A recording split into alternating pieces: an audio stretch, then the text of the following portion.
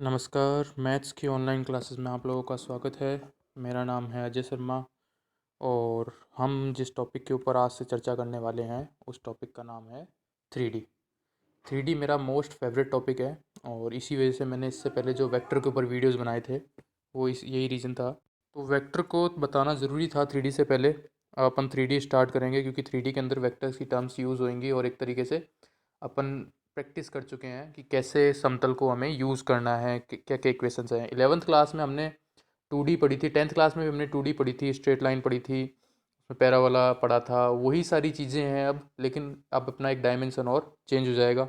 इसमें प्रैक्टिकली चलना बहुत ज़रूरी है। बाकी जो कैलकुलस है हमारा, कैलकुलस के अंदर सारी कैलकुलेशन की चीज़ें आती हैं, उसमें प्रैक्टिकली इतना इंपॉर्टेंट नहीं है। इसमें क्वेश्चंस हार्ड नहीं आएंगे, क्वेश्चंस इजी आएंगे, बशर्ते हमें उनका बेसिक्स पता होना ज़रूरी है कि उनका बेसिक कहाँ से कहाँ जा रहा है, किस तरीके से कौन सी वैल्यू यूज़ की जा रही है और क्या पूछना चाह रहा है। क्वेश्चन को समझना इंपॉर्टेंट है। क्वेश्चन समझ में आ गया उसके बाद में उसका आंसर निकालना बहुत ईजी रहेगा। कैलकुलेशन इतनी हार्ड नहीं मिलेगी। यहाँ सिर्फ और सिर्फ जिस चीज़ के ऊपर उनको दिमाग लगाना है वो ये है कि उसने पूछा क्या है। ठीक है, तो स्टार्ट करते हैं 3D। 3D जो टॉपिक है अपना वो हम आराम से करेंगे एकदम। हर चीज़ इसमें टर्म यूज़ करते हुए जाएंगे जो अपन ने 11th क्लास में पढ़ ली हैं। वो सारी चीज़ें अपन वापस डिस्कस करेंगे ताकि कोई दिक्कत ना हो, और इसको जितना हो सके उतना धीरे धीरे चलेंगे ताकि ये टॉपिक अच्छे से समझ में आ जाए। क्योंकि ज़्यादातर बच्चों को 3D में दिक्कत आती है। जो कैलकुलस वाला पार्ट है, लिमिट, कंटिन्यूटी, डिफरेंशिएबिलिटी, डिफरेंशिएशन, ये सारे बच्चे ईजिली कर देते हैं।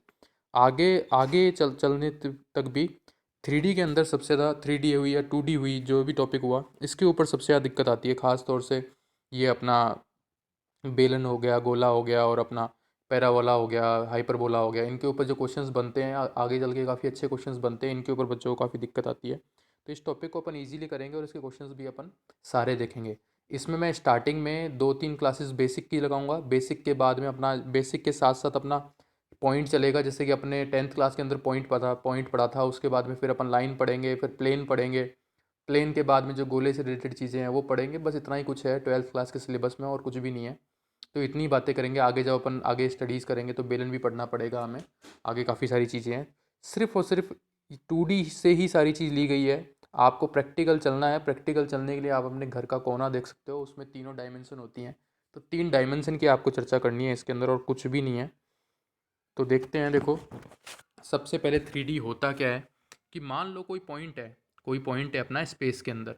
ठीक है, तो वो जो पॉइंट है, अभी तक हम 2 डायमेंशन की बात करते थे, ये एक्स और ये वाई, 2 डायमेंशन की बात करते थे अभी तक हम लोग। ठीक है, तो उसके अंदर होता क्या था कि अपने पास में कोई पॉइंट आता था। ठीक है, तो उसको हम इन दोनों, एक ऐसे मान लो एक पेपर की बात है, जैसे हमारे पास एक पेपर है। सारी बातें अभी तक एक पेपर के ऊपर चल रही थी और अब हमारी चलेगी स्पेस के ऊपर, कि एक तीसरा पॉइंट और आ गया, स्पेस आ गया। तो उन तीनों को मिला के हम क्या बोलते हैं? 3D बोलते हैं। 3 डायमेंशन, 3 विमाएँ बोलते हैं। और इन विमाओं का नाम लेते हैं एक्स एक्सिस, जो कि ऑलवेज इस साइड ही है।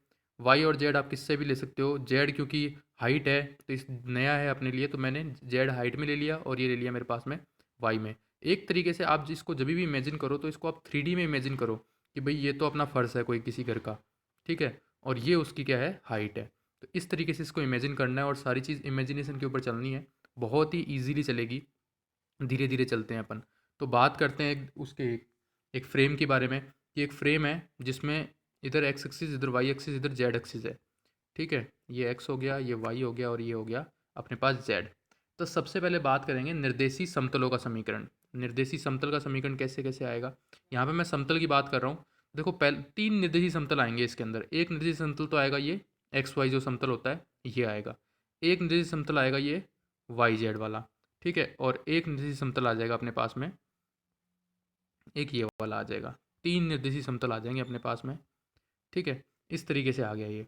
तो इसमें क्या करना है हमें, इसको देखो प्रैक्टिकली देखो एक बार के लिए, कि मान लो ये अपने पास में है। ठीक है, तो इसके अंदर ये हो गया एक्स, ये हो गया वाई। ठीक है, अगर ये निर्देशी समतल एक्स वाई है मेरा, ठीक है, तो इसका समीकरण क्या होगा? जैसे कि अपन 2D के अंदर बात करते थे, ये और ये था, ये अपना एक्स एक्सिस था। तो इस एक्स एक्सिस का समीकरण कैसे निकालते थे अपन? एक्स एक्सिस का समीकरण निकालते थे वाई बराबर 0 से, क्योंकि इस पूरी लाइन के ऊपर वाई की वैल्यू क्या है? 0। तो यहाँ बात करें, अगर ये एक्स वाई समतल है मेरे पास, तो इसका समतल क्या होगा? तो इसका समीकरण क्या होगा? इस एक्स वाई समतल पर जेड एक्स की वैल्यू भी आपको मिलेगी कुछ ना कुछ, और वाई की वैल्यू भी आपको कुछ ना कुछ मिलेगी। यानी कि इसके ऊपर जेड की वैल्यू क्या होगी, इस एक्स वाई समतल के ऊपर जेड की वैल्यू, जो आप देख भी रहे हो जेड इधर है अपने पास में, तो इस एक्स वाई समतल के ऊपर जेड की वैल्यू क्या हो जाएगी अपने पास, जीरो हो जाएगी। यानी कि इस एक्स वाई समतल का समीकरण क्या आ जाएगा, जेड बराबर जीरो। रटने की कोई ज़रूरत नहीं है, ये एक्स वाई समतल है अपने पास, तो यहाँ एक्स में भी कोई ना कोई पॉइंट मिलते रहेंगे बहुत सारे। देखो ये एक्स के पॉइंट देता रहेगा, ये वाई के पॉइंट देता रहेगा, लेकिन इसके ऊपर जेड की वैल्यू क्या है, जीरो। इस पूरे समतल के ऊपर जेड की वैल्यू क्या है, जीरो। तो इसीलिए इसका समीकरण हो जाएगा, एक्स वाई समतल का समीकरण हो जाएगा जेड बराबर जीरो। सेम इसी प्रोसेस में चलें अपन वाई जेड समतल की बात करें तो एक तरीके से आप ये दीवार मान लो, ठीक है। तो इस वाई जेड समतल के ऊपर भी एक्स की वैल्यू क्या हो जाएगी अपने पास में, जीरो, और जेड एक्स समतल में वाई की वैल्यू क्या हो जाएगी, जीरो। तो इस तरीके से अगर इस समतलों की बात करें तो जो निर्देशी समतल है मेरे पास, एक्स वाई समतल है, वाई जेड समतल है और एक्स जेड समतल है, तो उसमें उनका मेरे पास क्या आ जाएगा, समीकरण आ जाएगा, ठीक है। ये समीकरण जानना क्यों ज़रूरी है, क्योंकि कई बार क्वेश्चंस दे देता है और वो पूछता है कि ये जो समीकरण है आपके पास में, ऐसे डायरेक्टली क्वेश्चन कैसे आएंगे मैं बता दूंगा आगे। एक आंसर आ जाएगा आपके पास में, जो भी आंसर आएगा, लेकिन जो आपके पास चार ऑप्शन आएंगे वो उन आंसर में नहीं होएगा। आपको इस टाइप में बताना होगा कि वो एक्स वाई समतल का समीकरण है क्या, या वाई जेड समतल का समीकरण है, या एक्स जेड समतल का समीकरण है। और दूसरा इसका बेसिक भी यहीं से स्टार्ट होता है, अपने को पता लगाना पर चाहिए, ठीक है। तो ये थ्री डायमेंशन हो गए अपने पास में। एक्स वाई समतल के लिए जेड बराबर जीरो, वाई जेड समतल के लिए एक्स बराबर जीरो, और एक्स जेड समतल के लिए वाई बराबर जीरो, क्योंकि उसकी वैल्यू क्या हो जाएगी, जीरो। थ्री डी की अगर मैं बात करूँ तो थ्री डी के अंदर जैसे कि मान लो कोई स्पेस में कोई पॉइंट है, तो उन पॉइंटों को हम तीन एक्स वाई और जेड से हम रिप्रेजेंट करेंगे, और उनको बोलेंगे हम लोग उसके कोऑर्डिनेट्स, जिसको निर्देशांक बोलते हैं। तो इन निर्देशांकों को लेकर जो अपन बनाएंगे वो थ्री डी के अंदर आएगा अपना, ठीक है। जैसे कि अपने टू डी के अंदर थे एक्स निर्देशांक और वाई निर्देशांक की थे, यहाँ पर एक तीसरी हाइट और आ गई, उसको हम क्या बोलेंगे, जेड निर्देशांक। तो हाइट के आते ही एक अपने पास स्पेस डेवलप हो गया। अभी तक तो एक टू डायमेंशन एक सरफेस था अपने पास में, अभी अपने पास एक हाइट भी आ गई। तो एक तरीके से हाइट में आने की वजह से सारी चीज़ें अपनी इसके अंदर क्या हो गई, इंक्लूड हो गई भाई, ठीक है। तो ये हो गया निर्देशीय समतलों का समीकरण। अब बात करें निर्देशीय अक्षों का समीकरण, तो देखो भाई एक बार और ध्यान से, ये देखो जेड एक्सिस, वाई एक्सिस, और ये हो गया आपके पास, ये हो गया एक्स एक्सिस, ये हो गया वाई एक्सिस, और ये हो गया अपने पास जेड एक्सिस। ये एक्स एक्सिस है, इस एक्स एक्सिस की इक्वेशन चाहिए मेरे को। इस एक्स एक्सिस की इक्वेशन को देखो, एक्स एक्सिस की इक्वेशन के लिए यहाँ पर एक्स की वैल्यू तो होगी कुछ ना कुछ, और वाई भी जीरो होगा, और जेड भी क्या होगा, जीरो होगा। यानी कि इस एक्स एक्सिस की समीकरण क्या हो जाएगी, वाई बराबर जीरो और जेड बराबर जीरो। इस एक्स एक्सिस की समीकरण क्या हो जाएगी, वाई बराबर भी जीरो और जेड बराबर भी क्या हो जाएगा, जीरो, ठीक है।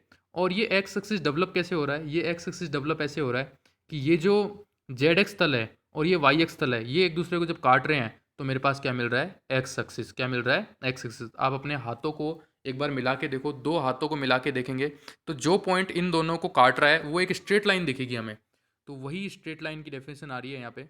तो एक्स जेड एक्सिस, जो एक्स जेड एक्सिस है ये वाला, और वाई एक्स एक्सिस है, एक्स वाई एक्सिस है, इन दोनों को काटने पर जो लाइन बन रही है उसे हम बोल रहे हैं एक्स एक्सिस। और इसका समीकरण क्या होगा, क्योंकि एक्स एक्सिस के ऊपर एक्स की वैल्यू होगी ओनली, वाई और जेड की वैल्यू जीरो होगी, तो इस एक्स एक्सिस का समीकरण होगा एक्स वाई बराबर जीरो और जेड बराबर जीरो। यानी कि एक्स एक्सिस कैसे बन रहा है, आपको रटने की जरूरत नहीं है, डायग्राम में साफ साफ दिख रहा है कि जेड एक्स एक्सिस और एक्स वाई एक्सिस जब एक दूसरे को काट रहे हैं, यानी कि ये एक तरीके से सरफेस है, और ये एक दीवार, तो ये तो है आपका फर्श, ऐसे मानो एक दीवार ये है और एक दीवार ये है, इस तरीके से मानो। तो इस फर्श और इस दीवार को काटने पर आपको क्या बन रहा है, एक्स एक्सिस। क्या मिल रहा है आपको, एक्स एक्सिस मिल रहा है, ठीक है। सेम यही चीज़ वाई एक्सिस की बात करें तो वाई एक्सिस ये रहा, वाई एक्सिस की अगर ये है तो इसमें वाई की वैल्यू होगी, यानी कि एक्स की वैल्यू जीरो और जेड की वैल्यू भी जीरो। तो जहाँ पर भी आपको एक्स की वैल्यू जीरो और जेड की वैल्यू जीरो मिल रही है वो आपका क्या हो जाएगा, वाई एक्सिस। कौन सा एक्सिस हो जाएगा, वाई एक्सिस। और वाई एक्सिस की डेफिनेशन क्या होगी, वाई एक्सिस की डेफिनेशन के लिए आप क्या करोगे, ये एक्स वाई समतल और ये जेड वाई समतल या वाई जेड समतल जहाँ पर एक दूसरे को काट रहे हैं, वो मेरी क्या निकल के आएगी, वाई एक्सिस। सेम यही काम जेड एक्सिस के लिए है। जेड एक्सिस के लिए क्या हो जाएगा, ये वाली समतल और ये वाली समतल जहाँ एक दूसरे को काट रहे हैं, ये वाली समतल कौन सी है, ये वाली समतल है वाई जेड समतल, और ये वाली समतल है जेड एक्स समतल। वाई जेड समतल और जेड एक्स समतल एक दूसरे को जहाँ पर काट रहे हैं वो हमारी है जेड एक्सिस। और जेड एक्सिस पे सिर्फ जेड की वैल्यू मिलेगी, यानी कि एक्स बराबर जीरो और वाई बराबर भी जीरो। तो रटने वाली चीज़ नहीं थी, दोनों चीज़ समझ में आ गई अच्छे से अपन को, कि निर्देशी समतल क्या होते हैं और निर्देशी अक्ष क्या होते हैं। जैसे कि इनको इंग्लिश में बोलते हैं कोऑर्डिनेट एक्सिस एंड कोऑर्डिनेट अपने प्लेन्स जो होते हैं। अब इनके समांतर की बात करेंगे, इसको भी प्रैक्टिकली समझना। देखो कि ये मेरे पास हो गया, वापस डायग्राम बन गया अपने पास में, जेड, एक्स और वाई। अब बात टॉपिक क्या है अपने पास कि निर्देशी समतलों के समांतर समतल का समीकरण। पहला निर्देशी समतल उठा लेता हूं मैं, कौन सा? एक्स वाई समतल। ये रहा मेरा एक्स वाई समतल, ठीक है। इसके समांतर, तो इसके समांतर इस तरीके से होगा। देखो यहाँ पर एक दीवार खड़ी कर दो, इस तरीके से होगा भाई इसके समांतर समतल, ठीक है। तो इसके समांतर समतल यहाँ पर होगा इस तरीके से, है ना।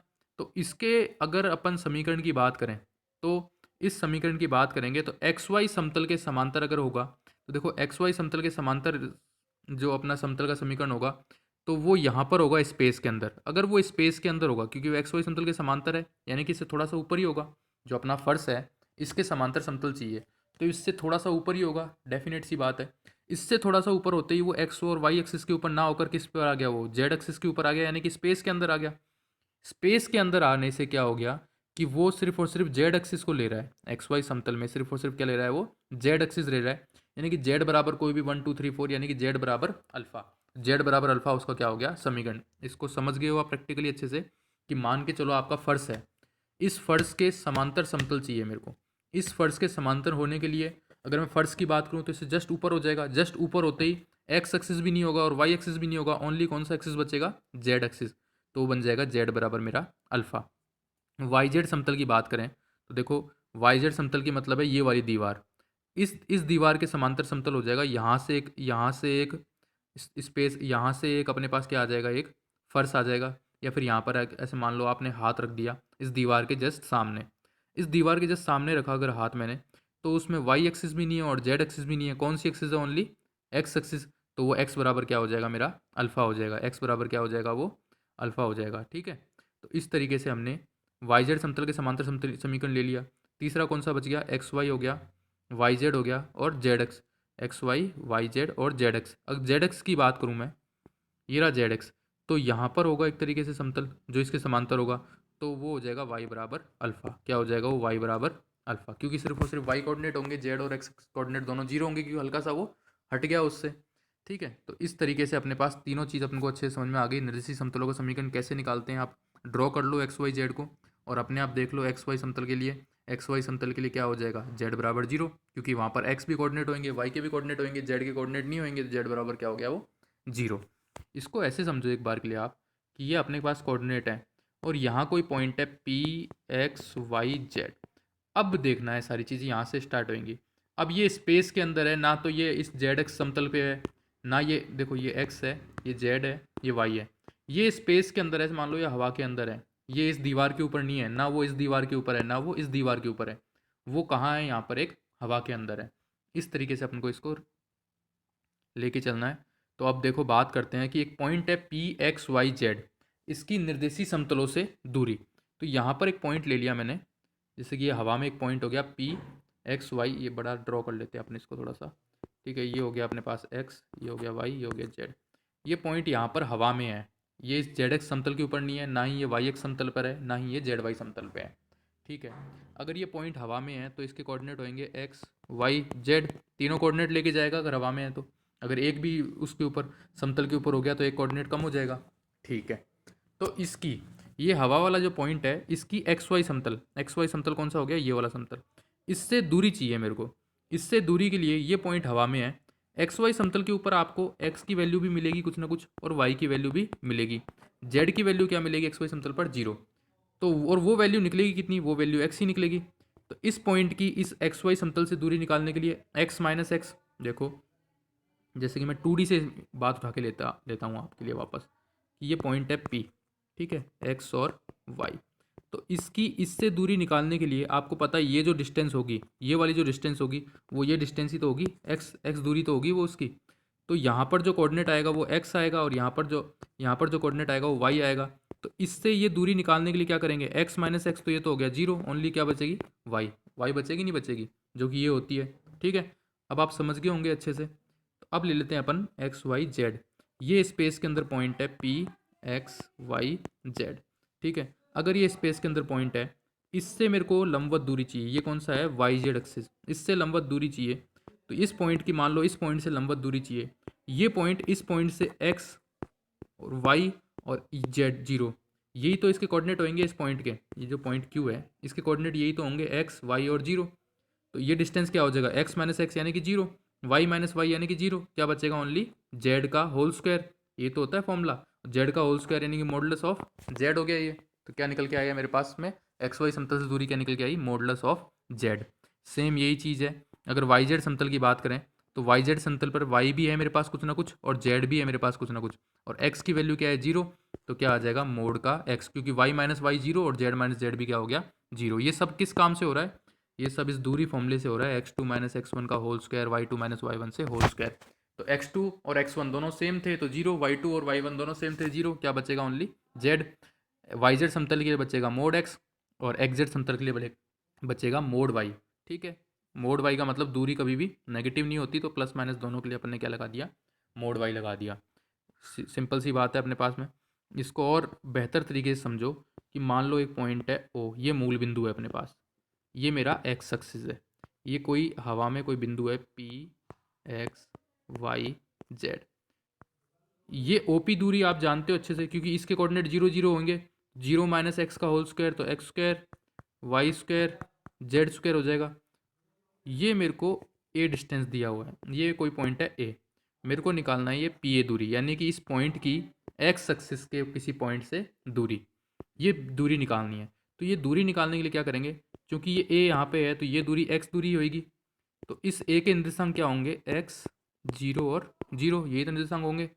तो ये पी ए दूरी क्या निकल के आएगी मेरे पास, एक्स माइनस एक्स यानी कि 0, वाई माइनस 0 का होल स्क्वायर यानी कि वाई स्क्वायर, और जेड माइनस 0 का होल स्क्वायर यानी कि जेड स्क्वायर, और ये अनरूट भी आएगा साथ में।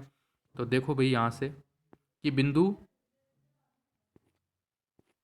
बिंदु पी एक्स वाई जेड है जो, उसकी ये देखो ये डायग्राम है, एक्स स्क्वायर वाई, थोड़ा सा और इसको जूम कर लेते हैं एक मिनट को।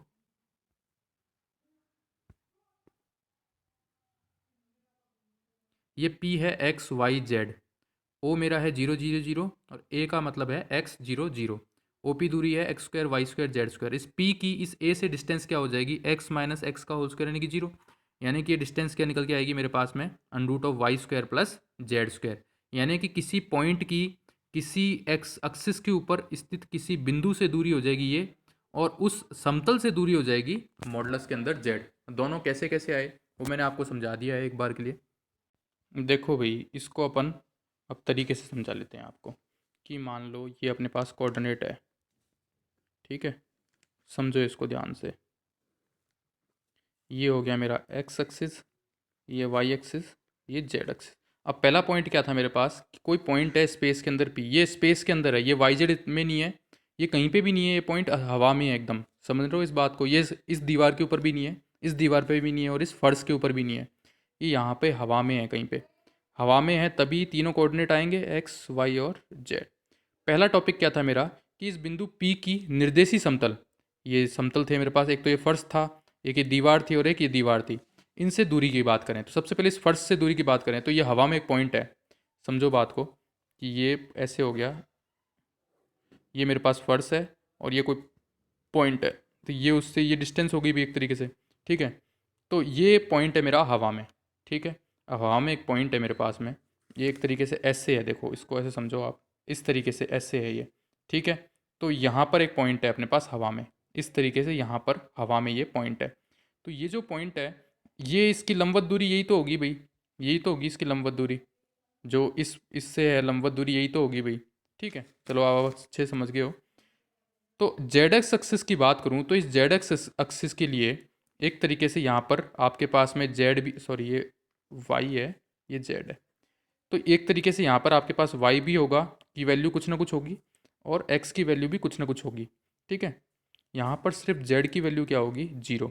तो इस पॉइंट की इस पॉइंट से डिस्टेंस अगर मैं बात करूँ तो इस पॉइंट की वाई डिस्टेंस तो वही होगी, इक्वली होगी भाई, ये हवा में है तभी तो है वाई डिस्टेंस के बराबर, और ये भी इक्वली होगी। तो ये हो जाएगी जेड माइनस 0 का होल एक्स माइनस, तो कैसे आ जाएगा, एक्स माइनस एक्स का whole square y minus y का होल स्क्वायर और जेड माइनस 0 का होल स्क्वायर यानी कि जेड स्क्वायर, यानी कि बाहर निकालूंगा तो मोड ऑफ जेड। ये क्या आ जाएगी मेरे पास, मोड ऑफ जेड। कब, निर्देशी समतलों से दूरी, किसी पॉइंट पी की निर्देशी समतलों से दूरी है ये, ये बात आप अच्छे से समझ गए हो। अगर मैं एक्स वाई समतल से बात करूँ तो मोड जेड, जेड एक्स से बात करूँ तो मोड वाई, और जेड वाई से बात करूँ तो मोड एक्स। ठीक है भाई, एक डाउट तो क्लियर हुआ।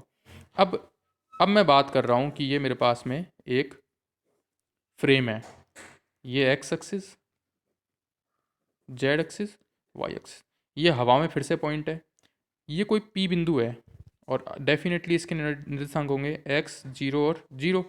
ठीक है, इस पी पॉइंट जो हवा में है इसके निर्देशांक है एक्स, वाई और जीरो। तो ये पी ए डिस्टेंस निकालनी है मेरे को, यहाँ पर ले लो आप ए, ये मूल बिंदु हो ही गया। ये डिस्टेंस क्या हो जाएगी, x square, y square, z square.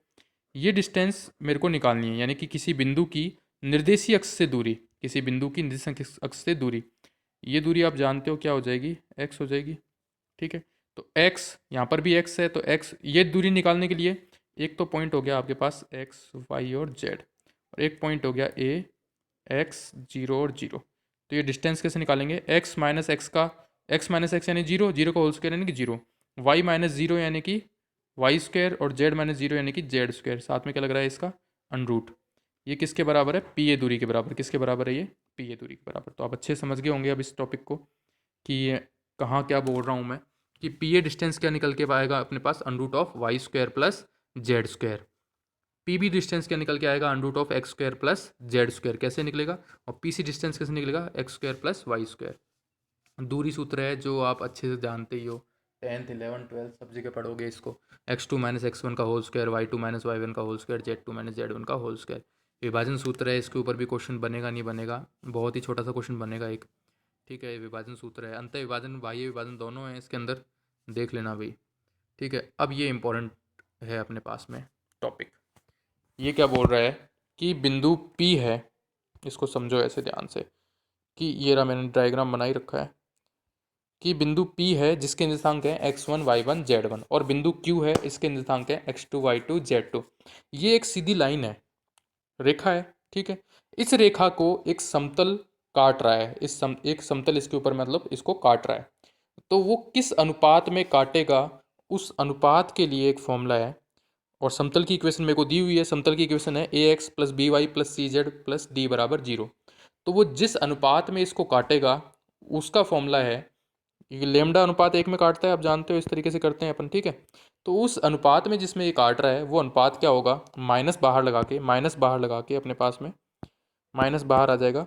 x1 y1 z1 को समतल की समीकरण से संतुष्ट करवा दो ऊपर वाली को, और x2 y2 z2 को भी समतल की समीकरण से क्या करवा दो, संतुष्ट करवा दो। वही मेरा क्या निकल के आएगा, लेमडा। वही क्या निकल के आएगा मेरे पास में, लेमडा निकल के आएगा। तो ये बहुत ही ईजी से टॉपिक है, लेकिन है इंपॉर्टेंट क्वेश्चन कई जगह, कई बार इसके ऊपर अपना बेसिक है ये, तो इसमें पूछा जाएगा। देखो मैं बेसिक ही पढ़ा रहा हूँ अभी आपको, द्विकोजा पढ़ाऊँगा, सारी जो द्विकोजा की प्रॉपर्टीज़ हैं वो पढ़ाऊँगा, तो सब बेसिक ही पढ़ा रहा हूँ फिलहाल तो। ठीक है, तो अब बात करते हैं त्रिभुज का केंद्रक। अच्छे से जानते हो त्रिभुज का केंद्रक क्या होता है, x1 plus x2 plus x3/3, y1 plus y2 plus y3/3, z1 plus z2 plus z3/3। Question ये पुट होता है, बहुत ही ईजी सा है, 10th क्लास में भी था लेकिन कई बच्चों को नहीं पता होता।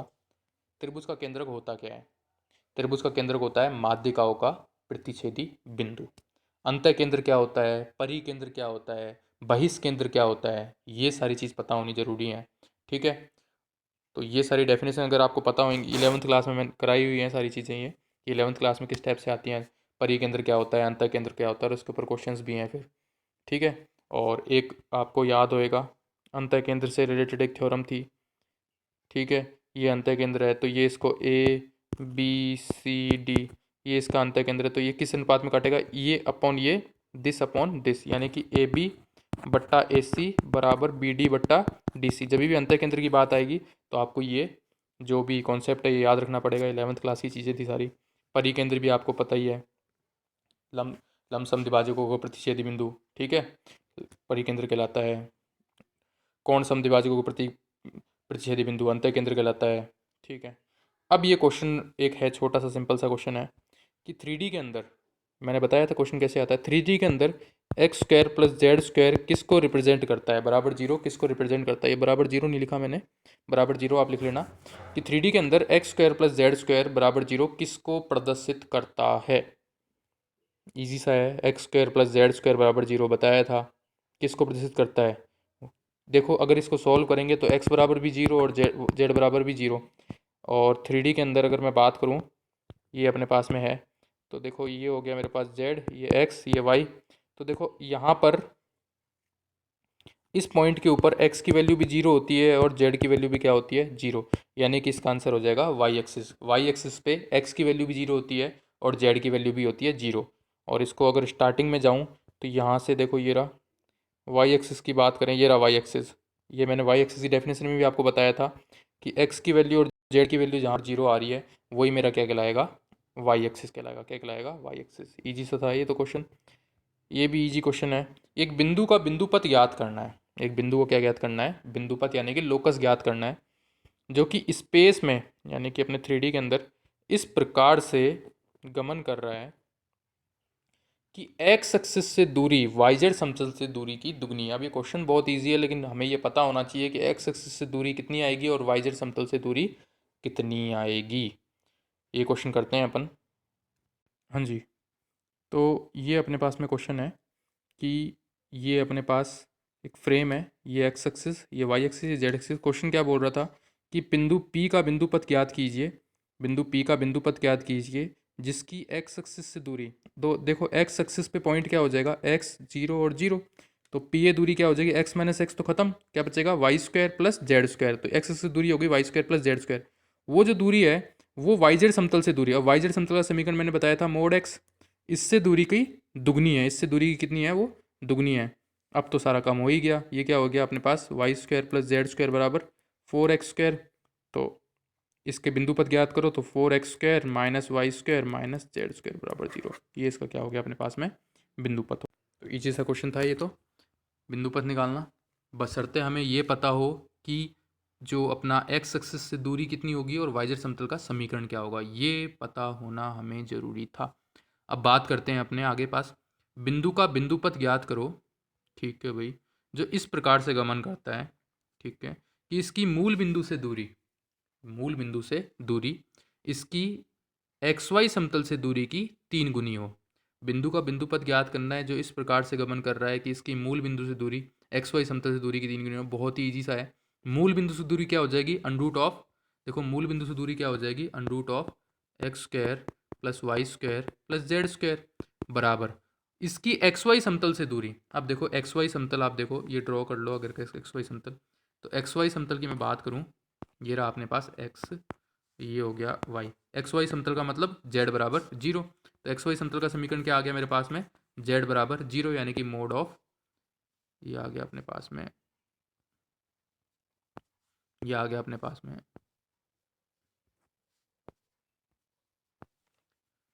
देखो ये तो हो गया x square plus Y square plus Z square, और ये आ गया मोड ऑफ एक्स वाई समतल के लिए मोड ऑफ कितना आ गया, जेड से दूरी की 3 गुनी हो। कितनी गुनी हो, 3 गुनी हो। स्क्वायर रूट खोलेंगे तो x square plus Y square plus Z square minus 3 Z square, Z से जेड कैंसिल हो जाएगा, जेड से 3 से कैंसिल हो जाएगा, माइनस 2 जेड स्क्वायर इसका क्या आ जाएगा answer. X square plus Y square minus 2 z square क्या आ जाएगा इसका बिंदुपथ। तीसरा क्वेश्चन देखो, समतल एक्स माइनस 2 वाई, इसको देखो मैं ऐसे कर देता हूँ, x minus 2 y plus 3 z equal to 17। ये मेरे पास एक समतल दिया हुआ है, इसकी इस बिंदु और इस बिंदु से जोड़ने वाले रेखाखंड से जिस अनुपात में विभाजित करती है वो देखो, इसी जो मैंने टॉपिक था इसी के ऊपर क्वेश्चन है। बस फ़र्क इतना है कि आपके पास ये पॉइंट है P, ये पॉइंट है Q। P पॉइंट के निर्देशांक दे रखे हैं -2, 4 और 7। Q के दे रखे हैं 3, 5 और 8। और इस समतल के निर्देशांक आपको समतल की इक्वेशन दे रखी है x minus 2 y plus 3 z बराबर डी। तो ये आपको समतल की इक्वेशन दे रखी है, किस अनुपात में विभाजित करेगा, इस पॉइंट को, ये पहले वाला जो पॉइंट है मेरे पास में, इस पॉइंट को समतल की समीकरण से संतुष्ट कराओ, दूसरे पॉइंट को भी समतल की समीकरण से संतुष्ट कराओ, और दोनों क्या लगा दो भाग, और बाहर साइन किसका आ जाएगा, माइनस का, वो आ जाएगा मेरे पास में लेमडा। इजी क्वेश्चन है करने के लिए। और तीसरा है अपने पास टॉपिक आ गया अपने पास में कि 3 बिंदु दिए हुए हैं मेरे को, उनके सरेखीय होने का प्रतिबंध। देखो ये सरेखीय होने वाली चीज़ 11th क्लास से अपने पीछे पड़ी हुई है, 10th क्लास में भी एक क्वेश्चन था इसका सरेखीय होने का। तो सरेखीय होने से रिलेटेड आपको भी कोई टेंशन लेने की जरूरत नहीं है। एक टर्म आई थी अपने पास में कि अगर उनका टेंजेंट इक्वल हो, अगर किसी भी चीज़ का टेंजेंट इक्वल हो तो वो क्या हो जाता है, सरेखीय हो जाता है। देखा जाए तो अगर वो समांतर हो जाती हैं, ठीक है, अब मैं इसको जिस तरीके से इसको प्रूव करूँगा वो रहेगा वेक्टर के तरीके से, कि वेक्टर से कैसे प्रूव करेंगे इसको। वैसे होता ये है कि कोई पॉइंट दे रखा है मेरे को P, कोई पॉइंट दे रखा है Q और कोई पॉइंट दे रखा है R। इन तीनों का सरेखे होने का प्रतिबंध निकालने के लिए मैंने एक लाइन के ऊपर, ये आपको लाइन दिख रही होगी, मैंने एक लाइन के ऊपर ये रही लाइन को थोड़ा सा बड़ा कर दिया। P पॉइंट ले लिया x1 y1 z1, Q ले लिया x2 y2 z2 और R ले लिया x3 y3 z3। ये तीनों अगर सरेखीय हैं तो वेक्टर के अकॉर्डिंग करें तो मैं सबसे पहले पी क्यू लाइन निकाल लेता हूँ और एक निकाल लेता हूँ क्यू आर लाइन, और मैं पी क्यू लाइन को क्यू आर लाइन के क्या कर दूंगा, समांतर कर दूंगा। तो समांतर करने से क्या होगा, आपने अपने वेक्टर के अंदर भी यही किया था, समांतर ही किया था। तो देखो पी क्यू लाइन की इक्वेशन निकालने के लिए, देखो इधर देखो, पी क्यू लाइन की इक्वेशन निकालने के लिए मैंने क्या बताया था कि क्यू का स्थिति सदिश माइनस पी का स्थिति सदिश। ठीक है, तो क्यू का स्थिति सदिश क्या हो गया, x2 माइनस x1 आई कैप, y2 माइनस y1 जे कैप और z2 माइनस z1 के कैप। ये पी क्यू निकल गया। इसी प्रकार क्यू आर निकालेंगे तो r का स्थिति सदिश यानी कि क्यू x3, तो x3 minus x2 I cap plus y3 minus y2 I J cap plus z3 minus z2 K cap. अब ये दोनों समांतर हैं, ये दोनों क्या हैं, सरेखीय होने के लिए क्या प्रतिबंध है कि समांतर होनी चाहिए, समांतर होनी चाहिए। तो ये आई कैप जो हैं, जे कैप जो हैं, के कैप जो हैं, उनका अनुपात क्या होना चाहिए आपस में बराबर। जैसे कि अपन ने देखा था a1/a2 equal to b1/b2, a1/a2 equal to b1/b2 equal to c1/c2। इनका अनुपात क्या होना चाहिए, बराबर, तभी जाके ये क्या कहलाएगा, सरेखीय कहलाएगा। ठीक है, और इसकी एक शॉर्ट ट्रिक भी है, वो भी बता देंगे आपको। तो एक तरीके से ये हो गया, एक्स ऊपर तो है अपने पास x2 माइनस x1, नीचे है x3 माइनस x2, तो x2 minus x1 upon x3 minus x2 equal to y2 minus y1 upon y3 minus y2। और इस तरीके से ये क्या आ जाएगा, मेरे पास प्रतिबंध आ जाएगा। किसी भी चीज़ को, जितनी भी मैंने 3D में अभी तक पढ़ाई है, किसी भी चीज़ को याद करने की ज़रूरत नहीं है। बेसिक कॉन्सेप्ट क्लियर होना चाहिए कि एक्स वाई जेड एक्सिस कहाँ पर हैं, एक्स एक्सिस के निर्देशांक क्या हैं, समतल के समीकरण क्या हैं। और अभी ज़्यादा कुछ मैंने कराया नहीं है, नॉर्मल क्वेश्चंस कराए हैं अभी तक तो। और ये जो दो क्वेश्चन है आपके लिए, घर के लिए हैं, ये दोनों क्वेश्चन बहुत ही ईजी सा है। पहला क्वेश्चन तो है 2 0 माइनस 1 3 2 माइनस 2 और ये 5 6 और लेमडा। अगर ये समरेखीय हैं तो लेमडा ज्ञात करो। तो इसको पी पॉइंट मान लो, दूसरे को क्यू को पॉइंट मान लो और तीसरे को आर पॉइंट मान लो। x1 y1 z1 बोलो, x2 y2 z2 बोलो, x3 y3 z3 बोलो और इसके अंदर क्या कर दो, पुट कर दो, आपका आंसर आ जाएगा। अगर ये सरेखीय हैं तो ये तीनों आपस में बराबर होंगे और बराबर होके लेमडा की वैल्यू क्या आ जाएगी आपके पास। ठीक है, एक क्वेश्चन और है कि रेखा में एक पॉइंट दिया हुआ है 5 1 और a, दूसरा पॉइंट है 3 b और 1। देख लो ध्यान से, एक पॉइंट दिया हुआ है ये, एक पॉइंट दिया हुआ है ये, एक निर्देशांक ये रहे, एक के निर्देशांक ये रहे।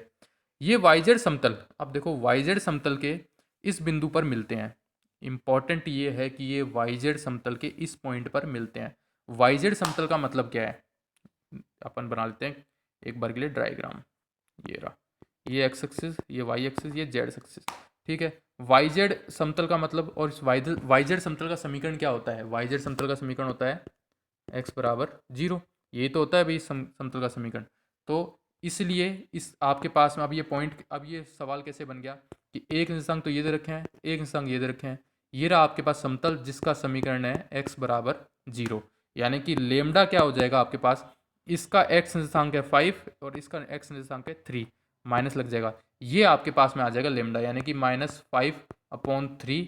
ये आपके पास लेमडा की वैल्यू आ गई। कहने का मतलब है आपके पास में एक पॉइंट था, ये एक दोनों पॉइंट हैं, ये एक तरीके से मैं इसको छोटा सा अपना क्या हो गया ये, तो ये इसको लेमडा रेशो 1 में डिवाइड कर रहा था, तो लेमडा की वैल्यू आ गई -5/3 अनुपात 1 में। ये क्या कर देगा, इसको डिवाइड करेगा।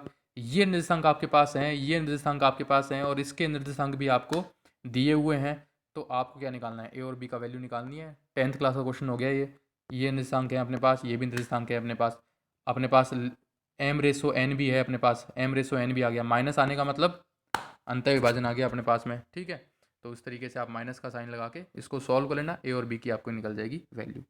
आज हमने 3D के अंदर इतना ही किया है, जो मैंने नॉर्मल कॉन्सेप्ट है वो स्टार्ट किया है इसका।